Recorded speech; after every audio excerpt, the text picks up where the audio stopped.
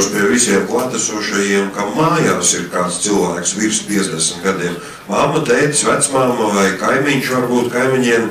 Doktori Plāta un profesors Leja šodien viesojās arī vienā ļoti labā radio pārraidē no rīta Latvijas radio pirmajā programmā ar zīmīgu nosaukumu Kā labāk dzīvot pie Haralda Burkovska. Un šovakar, ja es pareizi saprotu, 8 ir atkārtojums tam raidījumam. Tā kā, ja jūs varat padot ziņu mājās cilvēkiem, lai ieslēdz vakaram paklausās. Tur ļoti, ļoti jauki tika stāstīts tas, ko mēs šeit tagad runājam. Varbūt cilvēki grib noklausīties.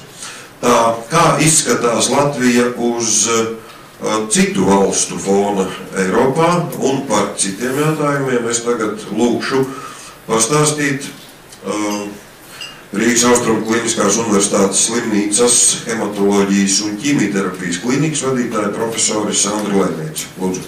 Labdien, cienījamie žurnālisti, kolēģi, cienījamā ministrs kundze. Tas, ko mēs šodien runājam, faktiski ir par onkoloģisko slimību agrīnu diagnostiku. Un es ikdienā tiešām saskaros ar slimniekiem, kam ir onkoloģiskas slimības un kuriem nav šādas skrīninga iespējas. Mums nav vispār pasaulē iespējas skrīningā noteikt, ka šim pacientam ir agrīna akūta lejkoze vai kroniska lejkoze. Bet šodien mēs runājam par pacientiem, kuriem ar vēzi mēs agrīni varam diagnosticēt pirmo stadiju. Un es domāju, ka ir skaidrs no kolēģiem, kas jau runāja, ka pirmā stadija ir iespēja viņam izārstēties un dzīvot, un 4. stadija faktiski viņam ir terapija mūža ilgumā ar, protams, iespēju, ka viņš no šī te audzēja nomirst. Un atceraties ciparus, 1000 mums saslimst pirmreizējā gadā, un 700 tie ir, kas nomirst. Tās ir milzīgas ciešanas gan pacientam, gan ģimenei, un man jāsaka, protams, jebkura onkoloģiska slimība tā ir ļoti liela nelaime. Bet jautājums ir par to, ja mēs viņu agrīni diagnosticējam, mēs varam palīdzēt, un tas nav fatāli. 4. stadijas joprojām, lai cik būtu attīstīta medicīna, lai cik mēs maksātu par ķīmijterapiju vai staroterapiju, lielākā daļa tomēr ir fatāls, un tas ir jāsaprot. Ja mēs skatāmies ciparos, tad tie fakti, kas mūs ļoti uztrauc, pie šī te valsts nodrošinātā un apmaksātā skrīninga, ja mēs runājam par kolorektālu vēzi, tad Latvijā to ir izmantojuši tikai 7% no riska grupas, tas ir iedzīvotāji virs 50 gadiem.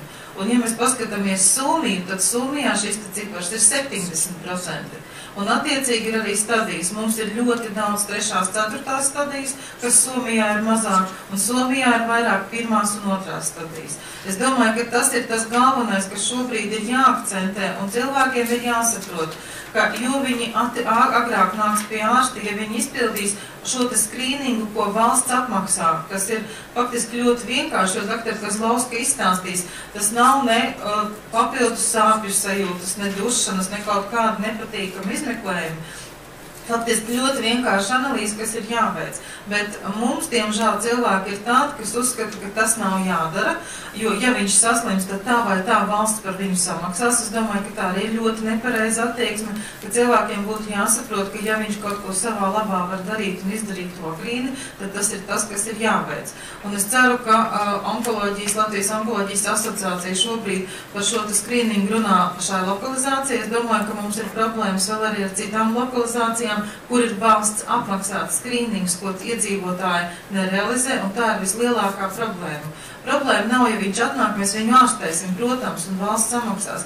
Problēma ir tā, ka vajag agrīni diagnosticēt, lai cilvēks pēc tam būtu vesels, lai viņu varētu izārstēt. Tas ir tas, kas, manuprāt, ir tas akcentējumais šajā brīdī. Paldies!